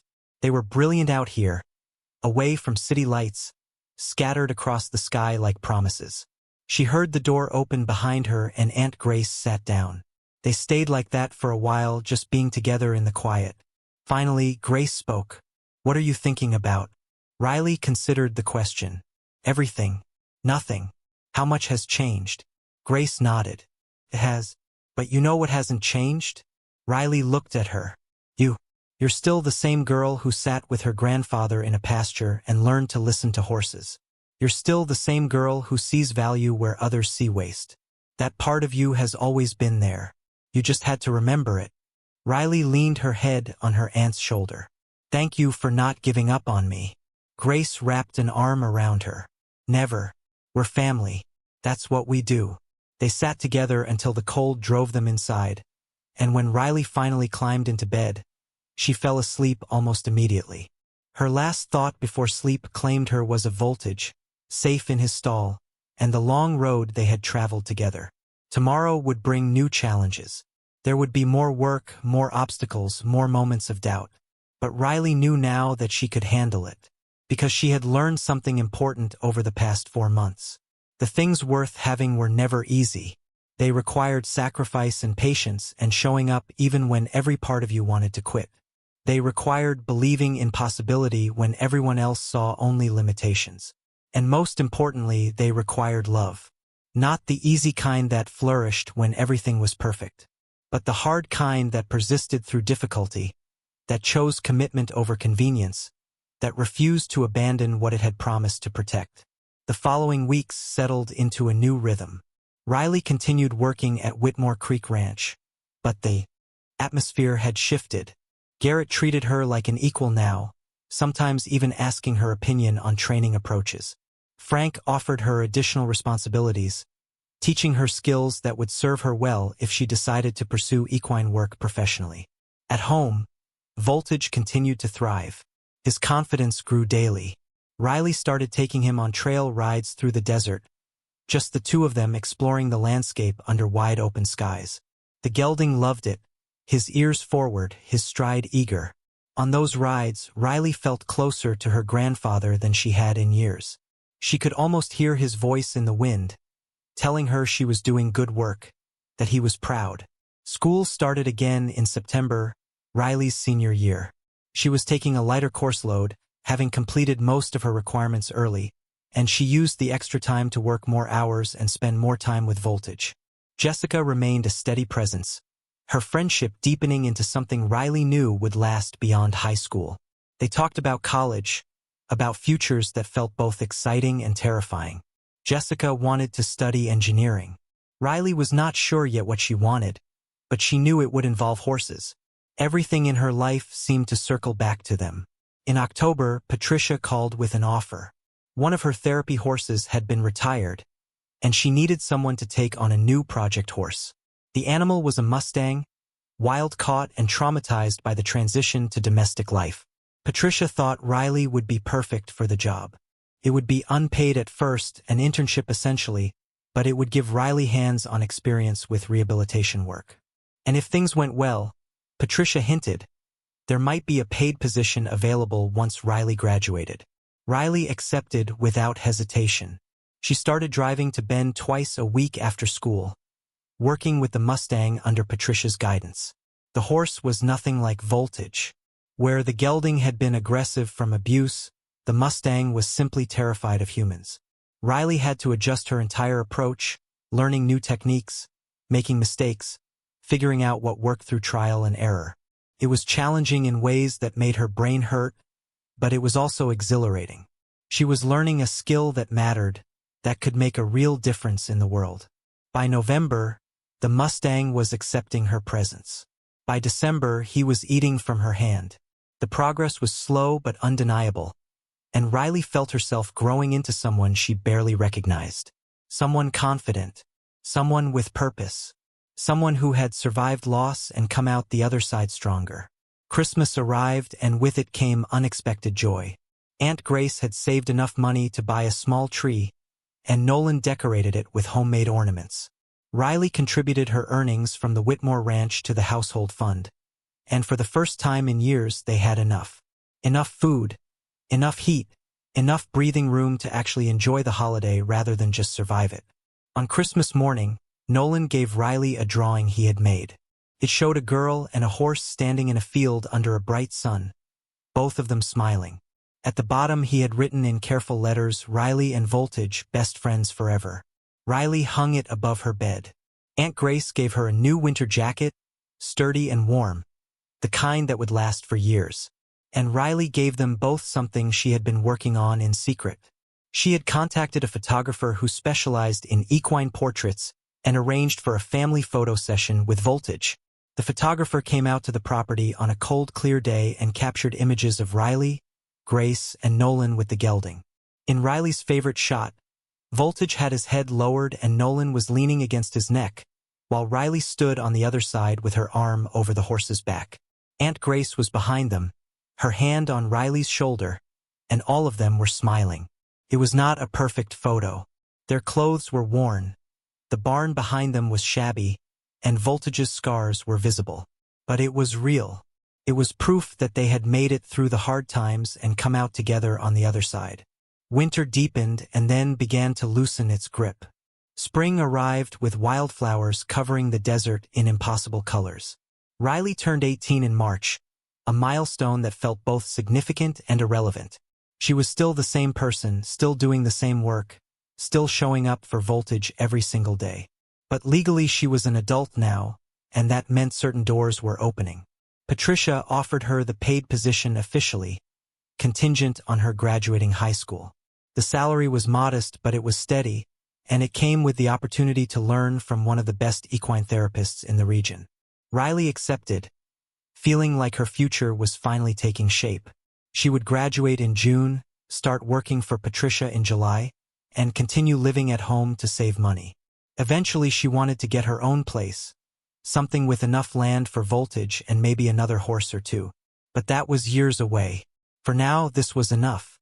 In April, Frank Whitmore approached her with another opportunity. The Pinewood Equestrian Club was organizing a youth mentorship program, pairing experienced riders with kids who wanted to learn but could not afford lessons. They wanted Riley to be one of the mentors.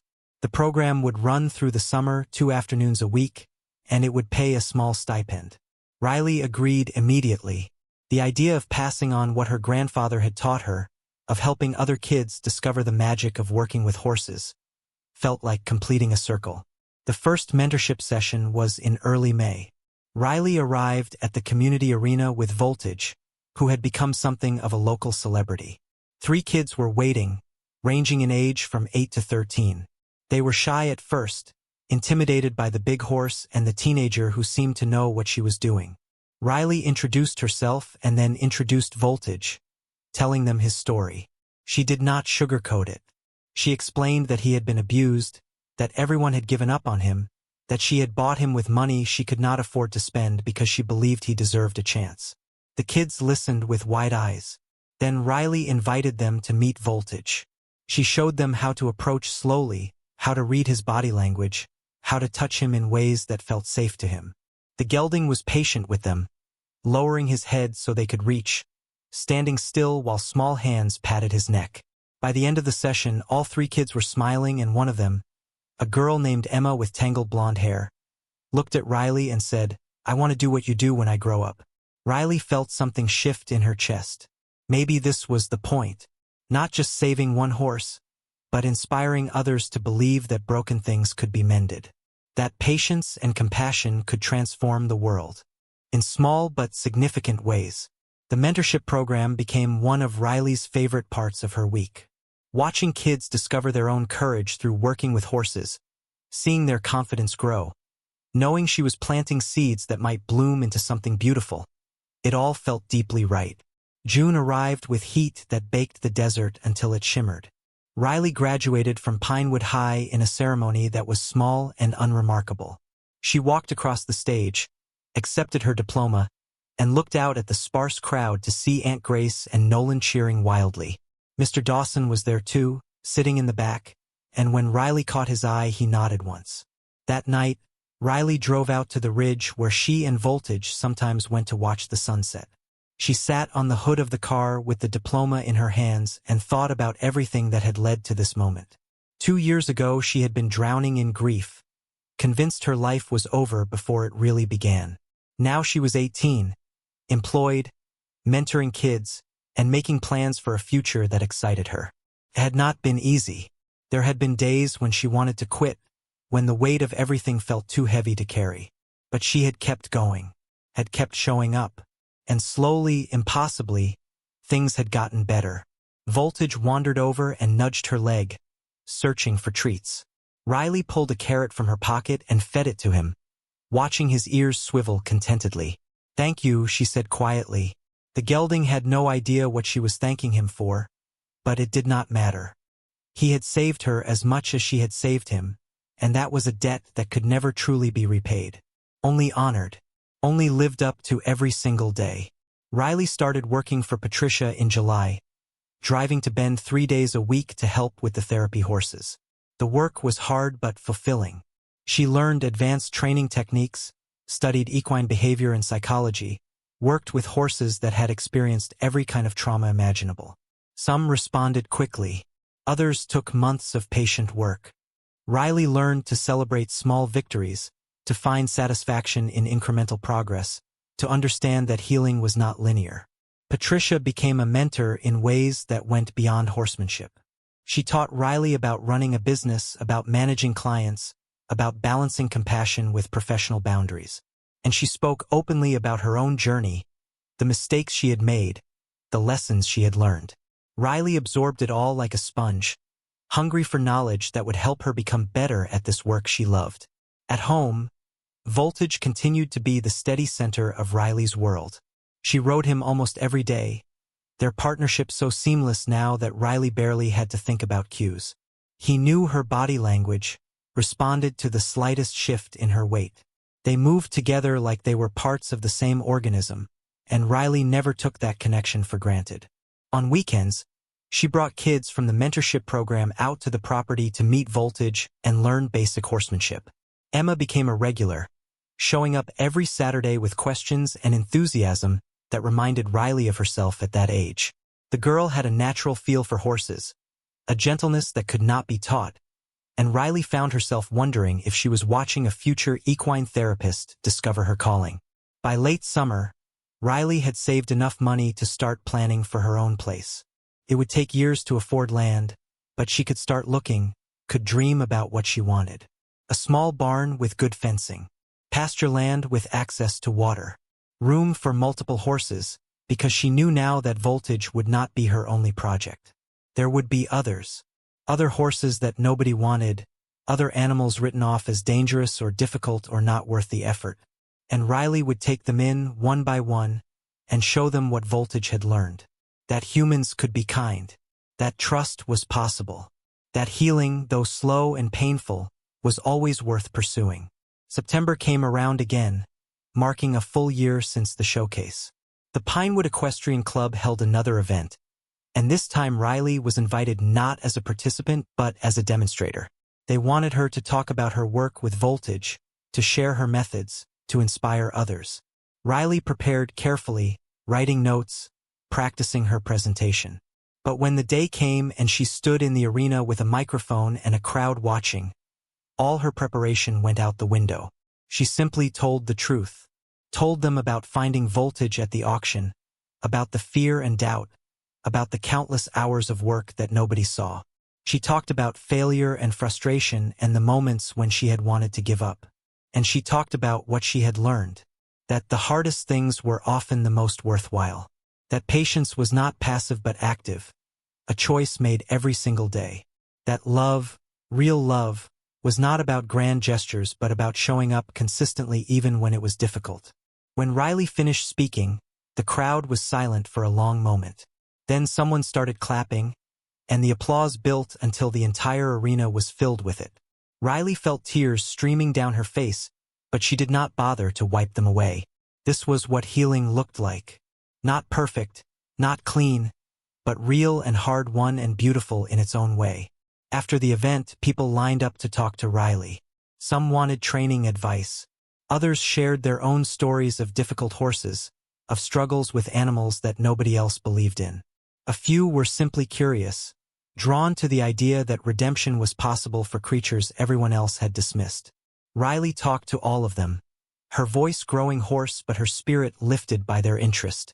As the sun set and the crowd thinned, Riley led Voltage back to the trailer. Frank Whitmore caught up with her before she could load him. "Riley, I want you to know something. When I offered you that job last year, I did it partially out of guilt. I felt responsible for not bidding on that horse myself, for letting him go to slaughter. But watching what you've done, seeing the person you've become, I realize now that it worked out exactly how it was supposed to. You were the one who could reach him. Not me, not anyone else. You." Riley felt her throat close up. "Thank you. That means a lot." Frank smiled. "Keep doing what you're doing. The world needs more people like you." As he walked away, Riley turned to Voltage. The gelding was standing quietly, his eyes soft, completely at ease. She wrapped her arms around his neck and breathed in his familiar scent. "We did it," she whispered. "We actually did it." And in the gathering darkness, with stars beginning to appear overhead and the desert cooling around them, Riley felt something she had not felt in a very long time. Complete, unqualified peace. The months that followed brought more growth, more opportunities, more moments of connection. Riley's reputation as a trainer spread beyond Pinewood. People from neighboring towns started reaching out, asking if she could work with their difficult horses. She took on a few cases, always making sure she had time for Voltage and her work with Patricia. The balance was delicate but manageable, and Riley discovered she thrived under the pressure. In the quiet moments between work and training and mentoring, Riley sometimes thought about her parents.